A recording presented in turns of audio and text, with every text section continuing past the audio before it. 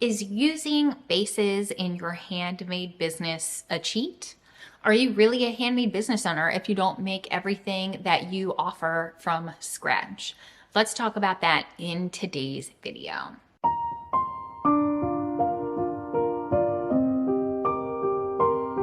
Welcome to the channel. My name is Sarah and I own LV Fine Soaps, a small batch luxury handmade business, that's a mouthful, in Maryland. And I have found over my time working with bases and making products from scratch that the true answer to can you be successful or is it right to make products with bases really comes down to these few things. Let's go ahead and dive in. This video really applies to those of you trying to figure out if using melt and pour soap bases, quick mixes, lip gloss bases, foaming bath whip bases, all of the bases.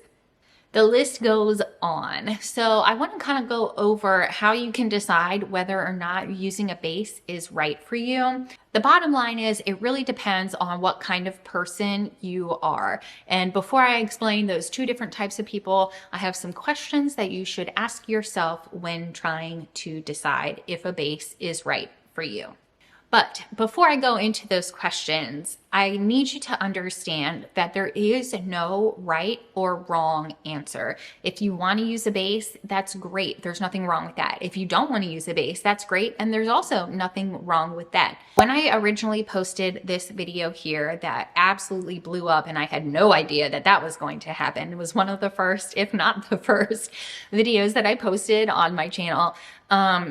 I found that a lot of the soap makers in the comments were like personally offended that I was talking about being a handmade business owner, but I was using melt and pour soap base. And I think that that mindset is wrong. I totally disagree. You can be a handmade business owner, absolutely, and be using different bases. So keep in mind, there's no right or wrong answer here. You just have to maybe get a little bit thicker of skin if you're planning on using bases, because some people may consider that to not be truly handmade. All right, here are the questions that you need to ask yourself when trying to decide if using a base, no matter the kind of base, for whichever products you're going to make are right for you.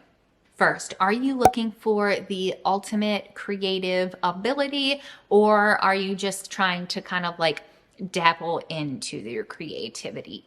If you are looking to have the ultimate creative say in all of your products, then I think that starting from scratch and formulating your own product will be better. And here's why.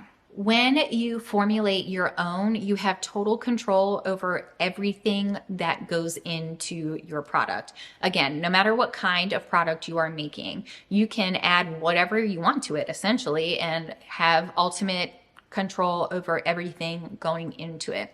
But if you're using a base, you're more limited because, again, it's kind of already formulated for you. So consider that when you're trying to decide. Next up, follow me here. I feel like I say that in every single video. Follow me here for a minute.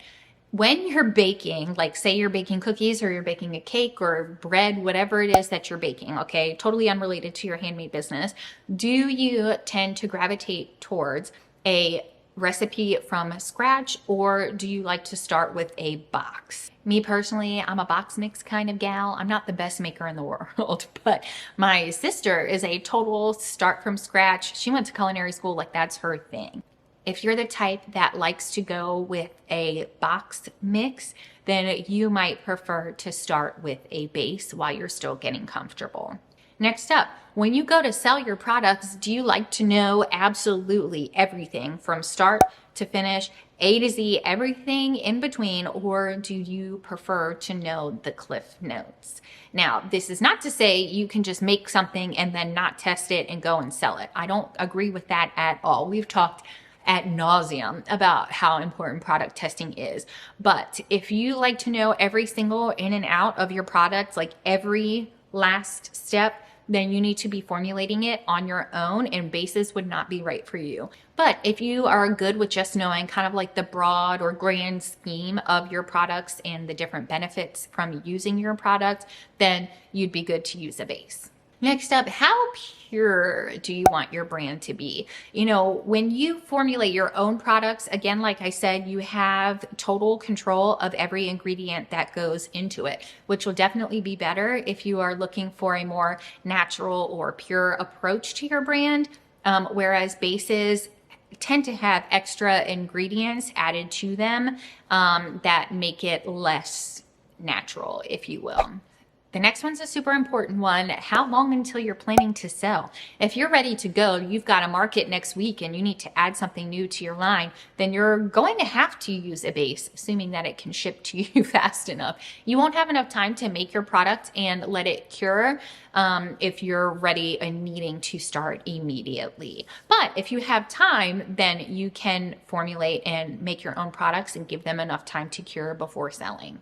Next up, what is that quality of product you are looking to sell? I've said it before and I'll say it again. There's nothing wrong with melt and pour. It has a time and a place. The thing that you can't do with melt and pour is add a ton of luxury ingredients to the mix. It has a very, very small, I don't want to call it a window, but there's a very percentage, that's what I'm looking for. There's a very small percentage of things that you can add to it in order for it to re-harden and re-solidify into a bar of soap.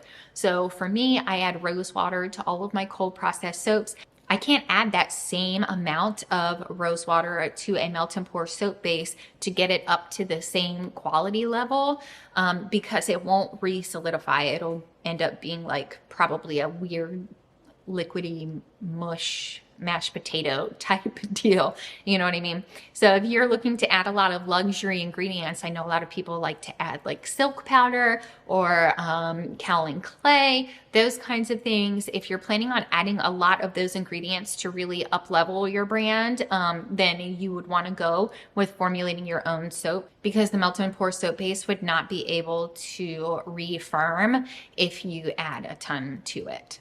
Which is the same for lip balms and lotions. I don't know of a body butter, like a whipped body butter base that exists. I'm sure it does, but I know they do make lotion bases. Again, you have to be careful with the percentages or amounts of extra ingredients that you're adding because they've already kind of factored those into it. But there are some very nice bases out there on their own for sure. Here are my final thoughts on using bases. Obviously, I started with bases. I don't think there's anything wrong with it. I think that you can be successful using bases for every single one of your products. I think that you can be successful using no bases or any amount of bases in between.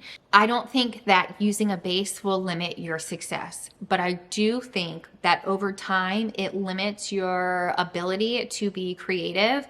And depending on what style or what type of products you want to add, I do think it's a little bit limiting in that respect.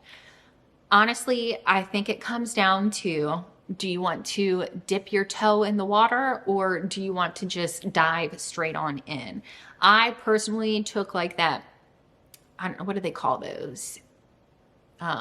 Swimming pools that don't have the stairs to get in. The zero entry pools, that's kind of what I did. I started with bases for everything and I'm slowly moving away from them. Not because I think there's anything wrong with it, but I'm ready for more control over the products that I'm offering, you know? And that definitely came with time. I mean, a lot of you have been here for my entire journey. And even if you haven't been here, you can go back and watch those old videos and see how nervous I was about getting started. My channel has very much been in the trenches with me as I have been growing. Honestly, I think that's a pretty normal feeling. So do what you think is right, start where you think you should, and then if you decide to change, you can change later. This bar of soap doesn't mean you have to make the same kind of bar of soap next time. Really, it truly depends on you and how comfortable you are formulating for your handmade business. I'm gonna go ahead and end the video there. So to just kind of summarize everything and tie it up in a bow, there is no right or wrong here, but how you answered the questions that we went over, I think will really help you decide what model using bases or not, or using some or not, is right for you. There's no right or wrong answer here. Don't let anyone deter you or try and make you feel like less than because you don't agree with them. You can be a soap maker, you can be a lip balm maker, you can use foaming bath whip base until the end of time. It's not whether or not you use a base, it's what you do with the products once you finish them. All right, guys, I'll see you in my next video.